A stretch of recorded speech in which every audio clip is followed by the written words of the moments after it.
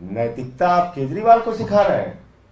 भाजपाई, एक नंबर के बेईमान, हिंदुस्तान की सबसे भ्रष्ट पार्टी, लाखों करोड़ का चंदा और हेर फेर करने वाली पार्टी, जिन्होंने 15 लाख करोड़ रुपए पूंजीपतियों का माफ किया, जिन्होंने नोटबंदी का घोटाला किया, जिन्होंने बैंक के सेटलमेंट के नाम पे 3,53,000 करोड़ रुपए चंद पूंजीपतियों का माफ कर दिया, जिन्होंने अपने एक दोस्त के लिए, अडानी के लिए हिंदुस्तान की सारी संपत्तियां नीलाम कर दी। बिजली हो, पानी हो, सेल हो, कोल हो, रेलवे हो, एयरपोर्ट हो, पोर्ट हो, सब उसी एक व्यक्ति को दे दिया।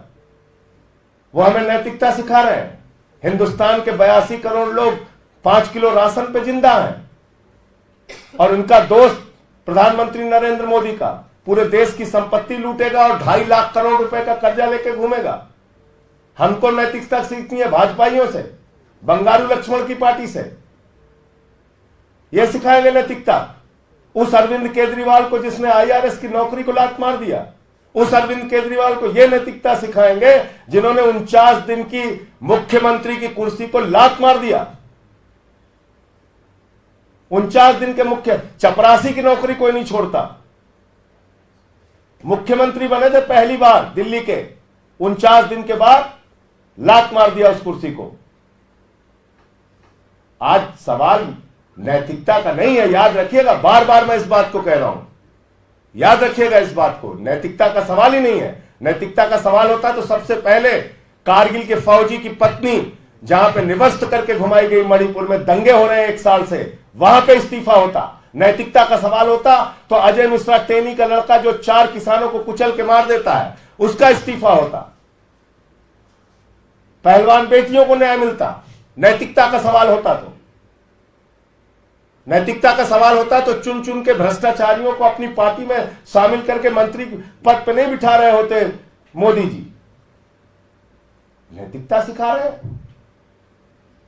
आदर्श घोटालेबाज को आप जो है राज्यसभा में भेज के हमको नैतिकता सिखा रहे हैं।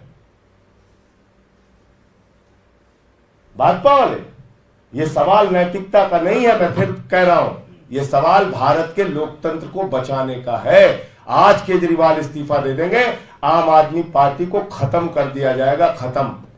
सारे विधायकों को तोड़ा जाएगा, जेल में डाला जाएगा, हमारे मंत्रियों को जेल में डाला जाएगा, पंजाब के मंत्रियों को, विधायकों को जेल में डाला जाएगा, पंजाब के मुख्यमंत्री को जेल में डाला जाएगा, उनसे इस्तीफा मांगा जाएगा, स्टालिन को जेल में डालेंगे, विजयन को डालेंगे, सिद्धारमैया को डालेंगे, रेवंत रेड्डी को डालेंगे, ममता बनर्जी को डालेंगे, पूरे देश के विपक्षी पार्टियों को खत्म करेंगे, अखिलेश यादव को जेल में डालेंगे, तेजस्वी को जेल में डालेंगे।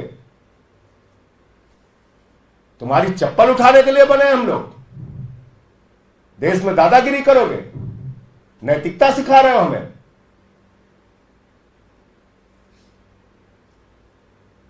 उत्तर भारत के बड़े बड़े नेताओं को, एक आदिवासी नेता को, हेमंत सोरेन को आपने जेल में डाल दिया।